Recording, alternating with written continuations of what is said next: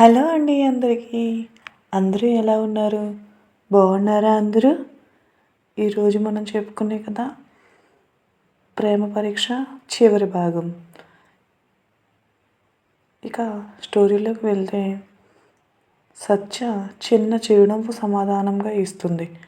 Coffee shop నుంచి బయటకు వచ్చినప్పుడు సాయంత్రం వెలుగు చీకటికి దారి తీస్తుంది. వాళ్ళు మాట్లాడుకోలేదు, కానీ రోడ్డుపై పక్కపక్కన నడుస్తూ ఉన్నారు. అది చాలా సంవత్సరాల తర్వాత మొదటిసారి కలిసి నడిచారు భయం లేకుండా. సత్యకృష్ణలు ఇద్దరూ చాలా సంతోషంగా ఉన్నారు. మనం అప్పుడు విడిపోయినందుకు కోపంగా ఉందా అని అడిగింది సత్య. లేదు, అప్పుడు మనమిద్దరం సిద్ధంగా లేము, కానీ ఇప్పుడు మనం మన ఆశలను కోరికలను నెరవేర్చుకున్న వాళ్ళం. ఒకరిపై ఒకరికి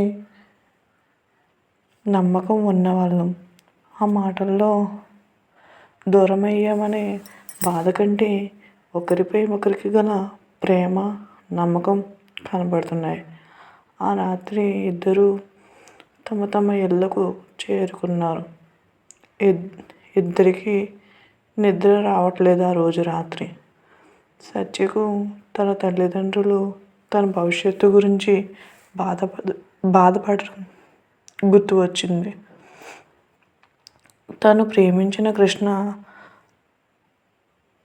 తనను పెళ్లి చేసుకుంటాడనే పూర్తి నమ్మకం కూడా ఇప్పుడు సత్యకు ఉంది. కృష్ణ కూడా పడుకొని ఆలోచిస్తూ ఉన్నాడు. ఈసారి అయినా కుటుంబం ముందు గట్టిగా నిలబడి తన ప్రేమ బంధాన్ని పెళ్లి బంధంగా మార్చుకోవాలని కుటుంబాన్ని ఒప్పించాలని అనుకున్నాడు. మరుసటి రోజు కృష్ణ సత్యకు ఫోన్ చేశాడు. సత్య, ఈసారి మనం మన పెళ్లి గురించి మన కుటుంబాలతో మాట్లాడదామని అనుకుంటున్నాను అన్నాడు.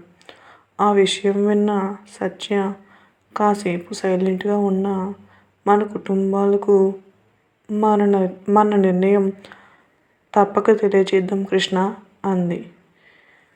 ఇద్దరిలో కొత్త ధైర్యం ఉంది. ముందులా మా ప్రేమను నిలబెట్టుకోగలమా లేదా నిలబెట్టుకోలేమా అనే భయం ఇద్దరికీ లేదు. కృష్ణ ఇంట్లో వెంకట్రావు, పూర్ణ గారు ఇద్దరూ హాల్లో ఉన్నారు. కృష్ణ వచ్చి, నాన్న, మీతో నేను ఒక విషయం మాట్లాడాలి అని అన్నారు. ఏంటి అది అని అడిగాడు వాళ్ళ నాన్న. సత్యతో నా పెళ్లి గురించి నాన్న. మా పెళ్ళికి మీరు ఒప్పుకుంటే బాగుంటుంది. అంతకుముందు నేను జీవితంలో స్థిరపడలేదని మా పెళ్లి గురించి మీరు సత్య తల్లిదండ్రులతో మాట్లాడడానికి వెనకాడారు. కానీ ఇప్పుడు నేను మంచి జాబ్లో స్థిరపడ్డాను. సత్య కూడా తను కోరుకున్న జీవితాన్ని తను సాధించింది. మేమిద్దరం కలిసి ఉంటే చాలా సంతోషంగా ఉంటాము నాన్న అని చెప్పాడు కృష్ణ. దీనిని పూర్ణగారు మౌనంగా వింటున్నారు పక్కనే ఉండి. అయితే మీరు ఇప్పుడు పెళ్ళికి సిద్ధంగా ఉన్నారా అని అడిగారు వెంకట్రావు కృష్ణని. అవును, ఇప్పుడు మేము ప్రేమతో మాత్రమే కాదు, ప్రేమతో కూడిన బాధ్యత కూడా నాకు సత్యపై ఉంది అన్నాడు కృష్ణ. ఆ మాటలు వెంకట్రావు గారిని ఏమీ మాట్లాడనివ్వలేదు. ఆయన కాసేపు ఆలోచించి, సరే, నీ అభిప్రాయాన్ని నువ్వు చెప్పావు, మాకు ఆలోచించుకోవడానికి కొంత టైం ఇవ్వు అన్నాడు. సరే అన్నాడు కృష్ణ. సత్య కూడా తన తల్లిదండ్రులతో కృష్ణను తను పెళ్లి చేసుకోవాలని నిర్ణయించుకోవటాన్ని, దానికి మీ అంగీకారం కావాలని అడిగింది. మళ్ళీ ఇంకొకసారి ఆలోచించు అన్నారు లక్ష్మి గారు. ఈసారి నేను తొందరపాటుతో నిర్ణయించుకోవట్లేదమ్మా, బాగా ఆలోచించి నిర్ణయించుకున్నాను అని వాళ్ళకి సమాధానం చెప్పింది.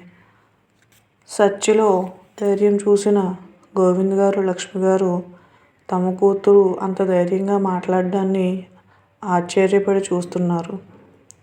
గోవింద్ గారు కూడా సత్య చెప్పిన మాటలు విని మాకు ఆలోచించుకోవడానికి కొంచెం టైం కావాలి అని అడిగారు.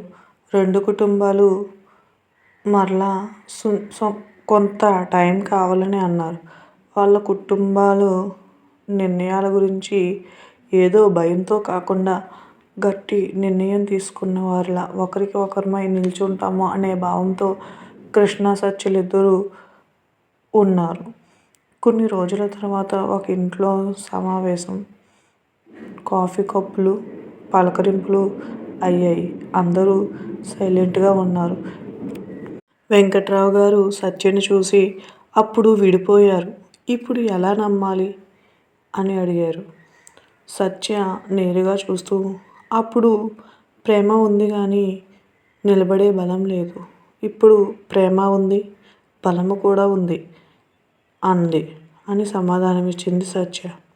దానితో అక్కడే ఉన్న సత్య నాన్నగారైన గోవింద్ గారు, ప్రేమ ఒక్కటే సరిపోదు సత్య అన్నారు. దానితో కృష్ణ, జీవితం చాలా పొడవు మామయ్య, అందుకే ఒక్కరినే ఎంచుకోవాలి అని అన్నాడు. ఆ మాటల్లో అక్కడున్న వారికి ఇద్దరూ ఒకరిపై ఒకరికి గల నమ్మకాన్ని తెలియజేశారు. ఇద్దరు కుటుంబాలు మేము కొంచెం మాట్లాడుకోవడానికి ఆలోచించి చెబుతాము అని చెబుతారు. ఆ తర్వాత కృష్ణ సత్యలిద్దరూ బయట నిలబడ్డారు. సత్య చేతులు వణుకుతున్నాయి. కృష్ణ ఆమె చేతును పట్టుకున్నాడు ధైర్యంగా. ఏమైనా సరే సత్య, ఈసారి నీ చెయ్యి వదలను సత్య అన్నాడు. ఆ మాటలు సత్యకు చాలా భరోసాగా నిలిచాయి. లోపల వారి తల్లిదండ్రులు మాట్లాడుకుంటూ, సత్య తల్లి అయిన లక్ష్మి గారు, వాళ్ళు ఇంత క్లారిటీతో మాట్లాడుతున్నారంటే వాళ్ళు తప్పకుండా తప్పుడు దారి అయితే ఎంచుకోరు కదా. ఇంతకుముందు వారిలో కనిపించే మొండితనం కంటే బాధ్యతే ఎక్కువగా కనిపిస్తుందని వెంకట్రావు గారు కూడా అన్నారు. ఇద్దరిని లోపలికి పిలిచారు. ఆదిత్య తండ్రి ముందుగా, మాకు ఒకే కోరిక, మీ ఇద్దరూ ఒకరినొకరు వదలకుండా ఉండాలి. సత్య తండ్రి కూడా తన నిర్ణయాన్ని తెలియజేస్తూ తల ఊపాడు. సత్య తల్లి, మేము మీ ఇద్దరి పెళ్ళికి ఒప్పుకుంటున్నాం అని చెప్పారు.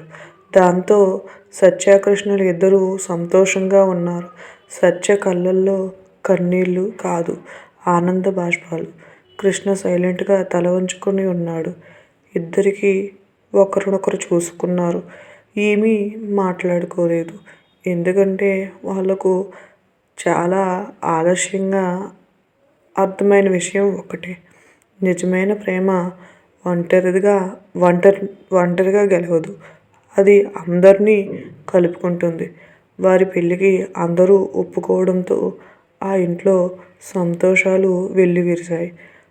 అలాగే కృష్ణ సత్యల యొక్క ప్రేమబంధం ఒక్క శుభముహూర్తాన పెళ్లి బంధంగా మారింది.